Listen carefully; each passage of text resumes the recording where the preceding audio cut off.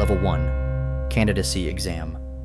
Your journey into firefighting begins with the Civil Service Exam. In front of you lies a paper with exactly 120 questions built on aptitude and reading comprehension. You're competing fiercely against 5,000 candidates for only 20 positions. You manage to break into the top 100, then you're called in for an interview. During the verbal interview stage, 3 fire chiefs direct questions at you. Why this profession? What would your reaction be if your captain gave you an unsafe order? They're testing your reasoning ability, your character, and your performance under intense pressure. You pass the interview. Next up is the physical fitness test. You're in full gear, carrying approximately 25 kilograms of equipment on your back. You climb 6 full flights of stairs. Next comes a 70-kilogram dummy that you drag a full 20 meters. You swing a sledgehammer, you pull a hose line. You're exhausted, gasping for breath, but you pass the test. Your background is investigated. They check every detail. Your driver's license, your credit score, your social media, and your references are all examined. 6 months after your application, a phone rings. You've been accepted to the Fire Academy. Your life is about to change forever, but you don't know it yet. Level 2. Trainee. Your Fire Academy process begins. You receive full-time training for 4 months. They don't pay you anything. You try to get by on your savings. Your family supports you during this period. You don't want to let it show to them. Every morning you wake up at 5:30. Physical training, running, push-ups, and drills with dummies. You come to understand that firefighting is a physical job and that you must always stay in shape. You learn basic skills, the emergency alarm, hoses, forced entry techniques, search and rescue operations. You practice in training buildings, controlled fires, and smoke-filled rooms. The first time you enter a burning building, you panic, you freeze. The heat is unbearable and the smoke is blinding. You can't even see your own hand. Your instructor grabs you and says, "Control your breathing, follow the wall, try to stay low." You manage to get out. Your hands are trembling. Your heart is pounding like it'll burst from your chest. The next day and the day after that, you do the same thing again until your fear becomes manageable. You also learn that fear doesn't disappear. It just calms down if you manage it. You learn firefighter survival techniques. You come to understand what to do when you're trapped, when you're lost, when your air runs out, or when everything goes wrong. You study firefighters who didn't make it. News comes in about firefighters trapped in a supermarket fire. You feel strange in that moment. Your instructors train you on how to escape from situations like that, so you can learn from their mistakes and not repeat them. You graduate. Your family attends your ceremony. You proudly receive your badge. You're a firefighter now. You're a trainee, but you're officially a firefighter. You're 25 years old. You start work at exactly $40,000 a year. Level 3. Trainee Firefighter. Your first duty station is assigned. Forest Company Number 10, Rural Station. You're at the lowest rank. You do every job nobody else wants to do. You clean the station, the kitchen, the bathrooms, and the vehicle garage spotlessly. You maintain the trucks. You check the equipment one by one. You cook the meals. Your crew watches, tests, and evaluates you at every moment. Can you follow orders fully? Will you give up? Can you be trusted in every situation? These are what they're testing. Your first fire comes. It's exactly 3:15 at night.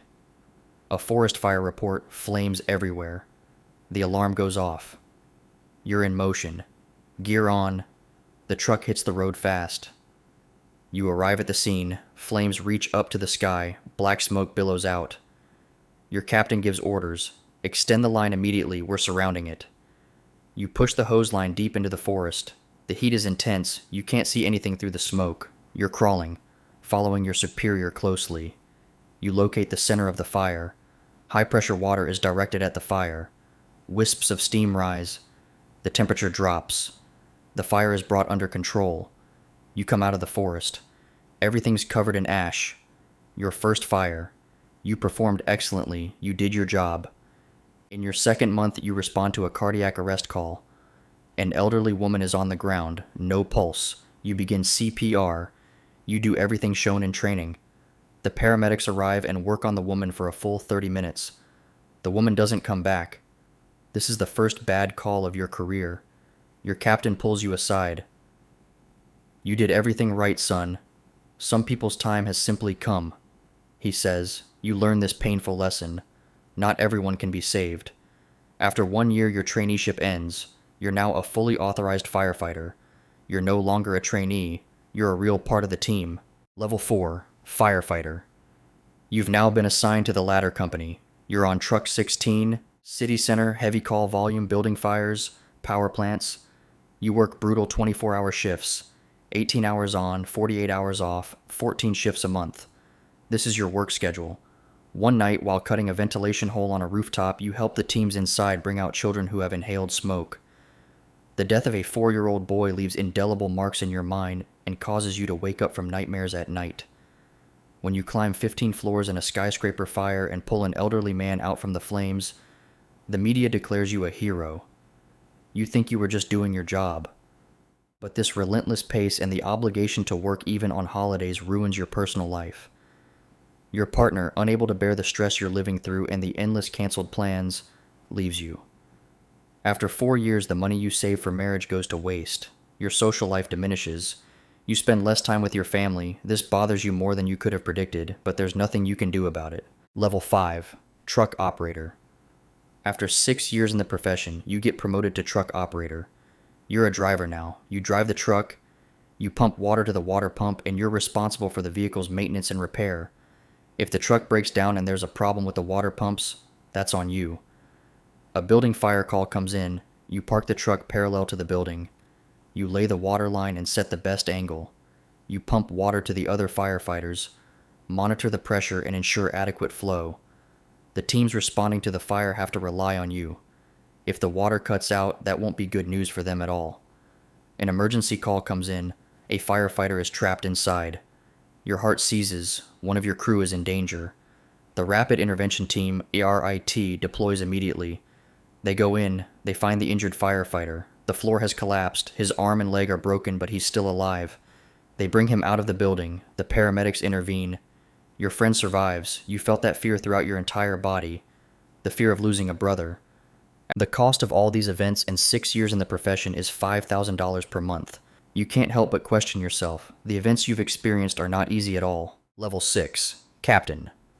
You've now completed 9 years in the profession. You take the captain's exam and pass successfully. You've been promoted. You're now officially in charge of an engine company. You're responsible for the 5 firefighters in your crew, their safety, and the operations. You manage every move in the field. The positioning of units, whether an attack line or a defensive perimeter, will be set up. Whether the response will be run from the center or the periphery, it all takes shape in your mind.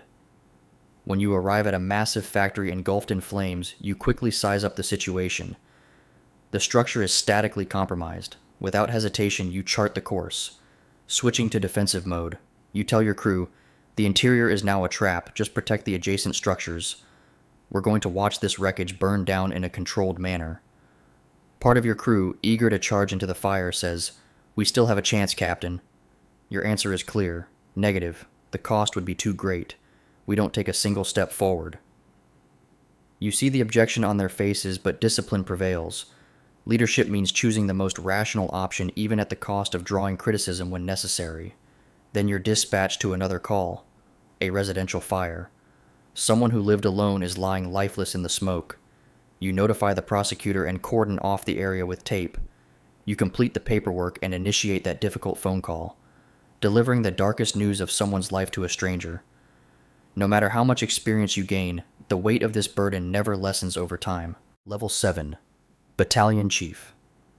After 15 years in the profession, you get promoted to Battalion Chief. You manage an entire battalion consisting of 6 stations and 10 companies. You no longer ride the engine. You're in your special command vehicle. You respond to major incidents. You're now the incident commander.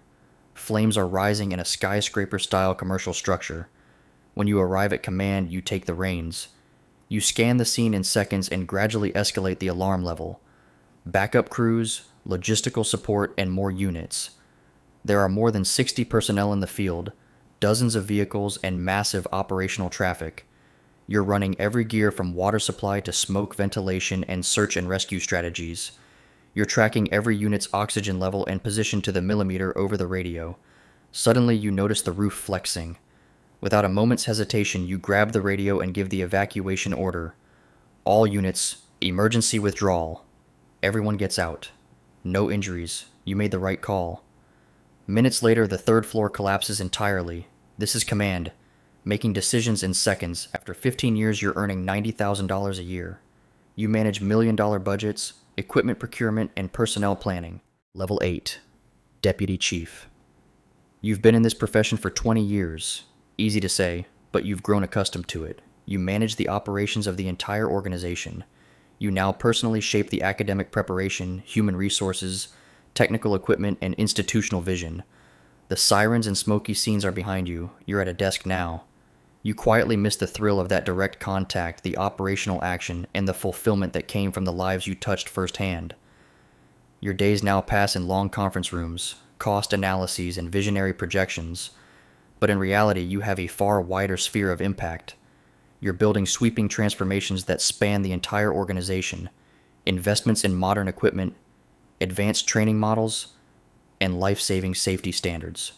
You're constructing a comprehensive protective shield to fight occupational diseases, especially the insidious enemy of firefighter cancer, focusing on new decontamination techniques, periodic health screenings, and the detoxification of uniforms from toxins. Level 9, Fire Chief. At the end of your 23rd year in the profession, you're finally appointed to the position of Fire Chief. You run an entire institution with 20 stations and 400 personnel. You report to the general manager, the mayor, and the council. You work to advance your budget and your staff in parallel. You mix among the public and try to find solutions when they have problems. As time goes on, you receive bad news about one of your firefighters, and moreover, a firefighter under your command. You go to his family's home. When they open the door and see you standing there, they understand the situation. You're deeply grieved, but you carry this burden. The personal safety of every person under your command is your responsibility. Seeing the family in that state, you work even harder. You introduce new training and safety policies, but you know that sooner or later it will happen again. It always does. Firefighting is inherently dangerous by nature, and you learned that at the very beginning. 25 years later, you retire. A quarter century of service. A ceremony is held. You feel strange. You didn't even realize how time passed. Level 10, Retirement. A full 25 years. You ran to thousands of calls, hundreds of fires. You hand over your badge and your radio. Even when you try to relax, you can't manage it. You still jump up from your seat when you hear a siren. You have nightmares. The fires never leave your dreams. Certain faces still wander through your dreams. During routine checkups, a permanent infection is found in your lungs. The doctors catch it early and you survive, but not everyone is as lucky as you. You think back on your career, the people, the cats, and the dogs you saved. It's only now, after these 25 years, that you're coming to realize you lost your family. But there's nothing you can do about it anymore. While you're thinking about all of this, somewhere out there a child still wants to become a firefighter, completely unaware of everything. But you were once like that too, and you know that child will walk these same roads.